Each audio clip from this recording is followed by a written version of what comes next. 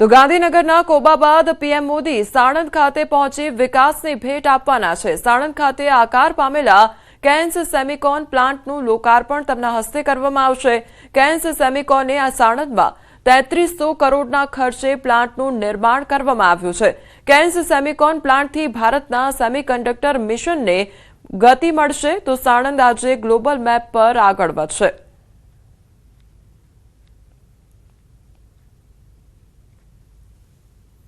વધુ એક Semicon microchip plant જે છે તેનું લોકાર્પણ કરવાના છે ત્યારે સાણંદ જીઆઈડીસીના ઉદ્યોગકારો આપણી સાથે તેમની સાથે વાત કરીશું। એક જ મહિનો થયો અને આ બીજો પ્લાન્ટ કેટલું વેગવાન જોઈ રહ્યા છો સાણંદ જીઆઈડીસી? સાહેબ તમારી નજર સામે છે, એક જ મહિનામાં 2 વખત સેમિકન્ડક્ટરનું 2 ફેક્ટરીનું ઓપનિંગ કરવા સાહેબ આવી રહ્યા છે। અમારા માટે બહુ ગર્વની વાત છે। આત્મનિર્ભરમાં બનવા માટેનો આ એક બહુ મોટો ચેન્જ આવી રહ્યો છે અને આવનારા દિવસોમાં પણ તમે જોઈ શકશો કે સાણંદ એકદમ ટોપ પર હશે। આજે સાહેબ અત્યારે જે ઓપનિંગ કરવા આવી રહ્યા છે એ ખરેખર ઇન્ડસ્ટ્રી એટલે ગુજરાતના વિકાસ માટે અને એક સેમિકન્ડક્ટરનું આટલું મોટું હબ બની રહ્યું છે એ જોતા અમને એમ લાગે છે કે સાણંદ આવનારા દિવસોમાં ખૂબ મોટી જગ્યા પર હશે, ઊંચા સ્થાન પર હશે। સેમિકોનમાં આપણે 0 સ્થાન ઉપર હતા, પરંતુ હવે આજે માઇક્રોચિપ અહીંયા નિર્માણ પામી રહી છે। આ પગલાને કેવી રીતે જોઈ રહ્યા છો? શું માનો છો? વિશ્વ ફલક ઉપર આપણે કેટલી દિશાને દ્રષ્ટિ રાખી રહ્યા છીએ?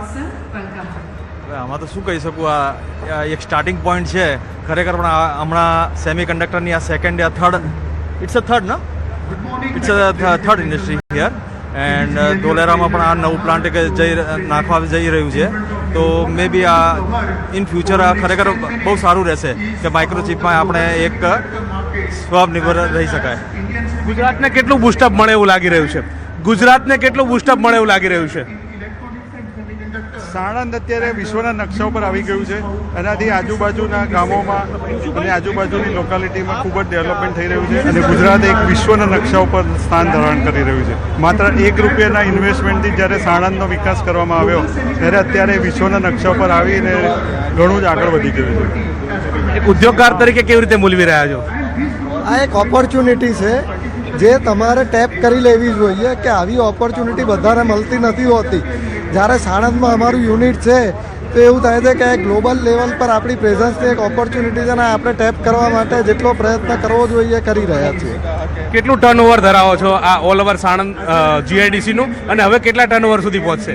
ના, ટર્નઓવરના ફિગર્સ તો સર ખબર નથી, પણ એટલી ખબર છે કે આજે વર્લ્ડમાં સાણંદનો ડંકો વાગી ગયેલો છે અને દરેક માણસને તમારે સાણંદની પાછળ ગુજરાત કે ઇન્ડિયા બોલવાની જરૂર નથી, ખાલી સાણંદ બોલો એ કાફી છે। એટલે આમાં કોઈ ટર્નઓવરથી માપણી કરવાનો કોઈ મતલબ જ નથી સર। જી બિલકુલ, તો સાણંદમાં ડંકો વાગી ચૂક્યો છે અને સાણંદ જે છે તે વિશ્વ ફલક ઉપર મુકાઈ ચૂક્યું છે। તે પ્રકારની આશા અપેક્ષા ઉદ્યોગકારો જે છે તે સેવી રહ્યા છે।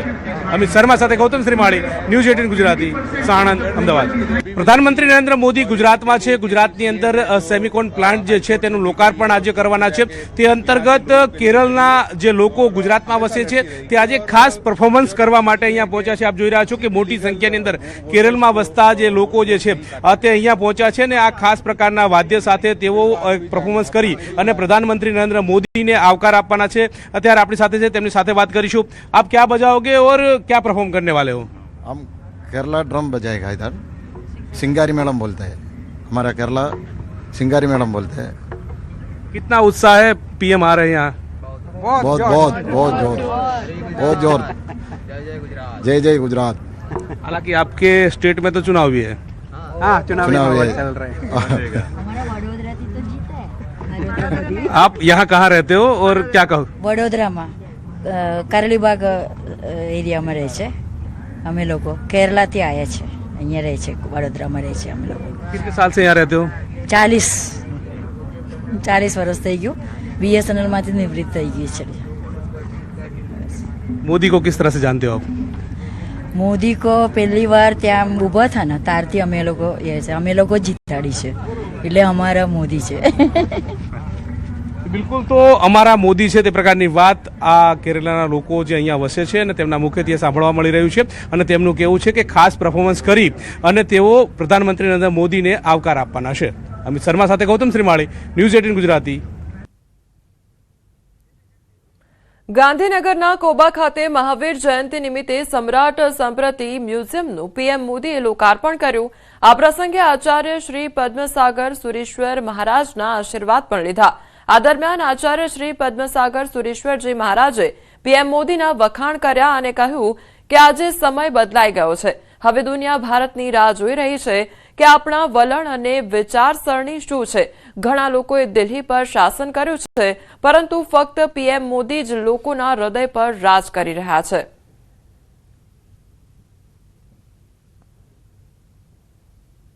देश का एक सद्भाग्य है, एक चरित्रवान, निष्ठावान, लक्ष्य को लेकर चलने वाले और जिसको कहा जाए ऐसे इस देश के लिए प्रजा का सौभाग्य है कि ऐसे सुंदर प्रधानमंत्री आपको मिले. युद्ध काल के अंदर शांति का संदेश देने वाले, लोगों को समझाने में मदद करने वाले. एक जमाना था थोड़े समय पहले हम सारी दुनिया पर झांकते थे, देखते थे, परंतु आज समय इतना बदल चुका है इनके राज्य में. आज सारी दुनिया हमें देखती है, हमारे विचारों को जानने का प्रयास करती है. हम कहाँ थे, कहाँ से कहाँ आए, ये विकास का श्रेय प्रधानमंत्री जी को देता हूँ. हमारी संस्कृति सो गई थी, प्रजा में वो भावना जागृत नहीं हुई थी, मैं कौन हूँ, आर्य भूमि में जन्मा हूँ, हमारी संस्कृति, हमारी सनातन संस्कृति क्या है, उसको समझाने का पूरा प्रयास किया. और प्रजा के हृदय में, देखिए दिल्ली में राज्य करने वाले तो हजारों आए, हजारों गए.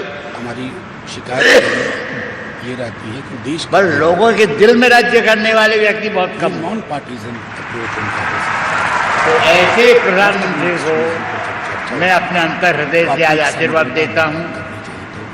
उनका आरोग्य सुंदर रहे, देश के कार्य में उनका सहयोग हमेशा मिलता रहे, उनका मार्गदर्शन हमारी प्रजा के कल्याण के लिए हो, और इसके साथ राष्ट्र का विकास, प्रजा के उत्थान का विकास, वो अपने लक्ष्य को प्राप्त करने में सफल बने.